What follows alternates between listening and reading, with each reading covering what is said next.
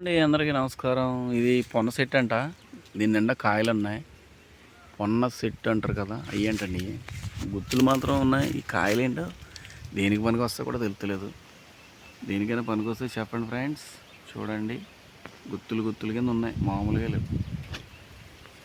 ఈ తినటానికి అయితే పనికిరావు, కానీ మరి ఏం చేస్తారో తెలీదు. పొన్న చెట్టు కాయలండి. చెట్టు అయితే చాలా చల్లగా ఉంది. అదిగోండి, అయ్యండి కాయలు. పొన్న చెట్టు అంటున్నారు. మరి ఫ్రెండ్స్, మీకు ఎవరికైనా తెలిస్తే దీనికోసం కామెంట్లో పెట్టండి. చెట్టు అంత రకంగా ఉందండి.